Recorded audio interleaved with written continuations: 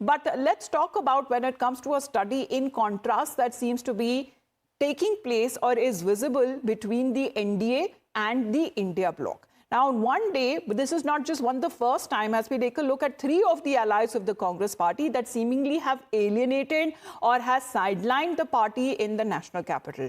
On the other hand, Prime Minister Narendra Modi shared a platform with his Andhra Pradesh allies, the TDP and the Jan Sena.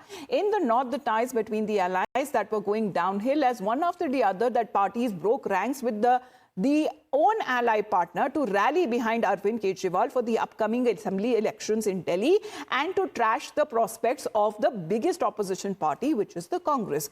In the south, we talk about the TDP expressing its confidence and BJP's ability to sweep the elections, and turn had given rich praises to the Prime Minister and his leadership as well. On the other hand, as far as the Congress party is concerned, it finds itself isolated and alienated within the own India bloc.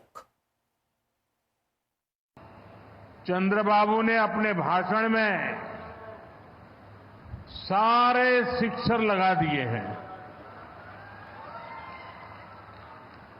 उनके एक एक शब्द के spirit को, उनकी भावना को मैं आदर करता हूं और मैं आंध्रवासियों से, देशवासियों से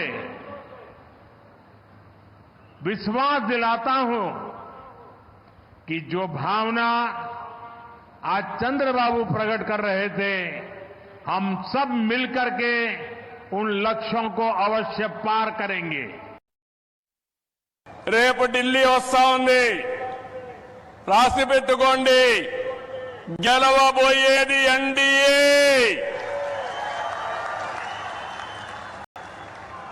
దానికి కారణం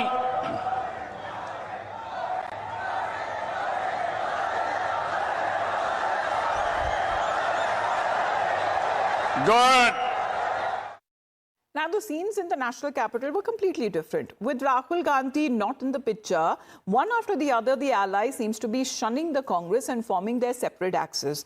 Right after the TMC and the Samajwadi Party, Times Now has also learned that Shiv Sena UBD faction is also expected to stand with the Aam Aadmi Party and may even campaign for Team Kejriwal. आप हमारा दोस्त party है। अरविंद केजरीवाल जी ममता जी को respect करता है और ममता जी अरविंद केजरीवाल को पसंद करता है, और हम लोग चाहते हैं दिल्ली में भाजपा हार जाए और फिर से जो स्थिति है, जो गवर्नमेंट है, वो फिर से पावर में आ जाए। अब चुनाव होने जा रहे, तो ये चुनाव मैं मानता हूं फिर एक बार अरविंद केजरीवाल जी जीतने जा रहे हैं। आप केजरीवाल जी को देशद्रोही,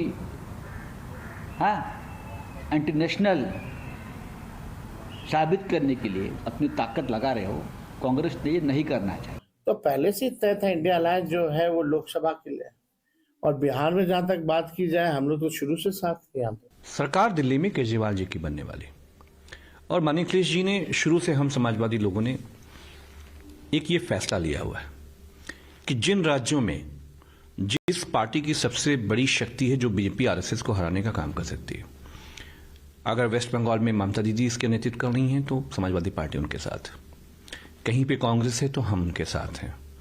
BJP, on the other hand, is citing this as validation of what their leaders have always been saying, that the constituents are only united for power in the opposition and there is no common factor between them, which is why at first given opportunity they pull each other down.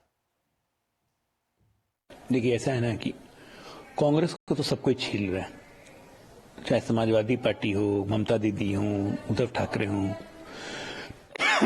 तो अरविंद केजरीवाल भी छील रहे हैं। जहां तक रही कांग्रेस और BJP, वो दोनों तो एक साथ आ नहीं सकते हैं।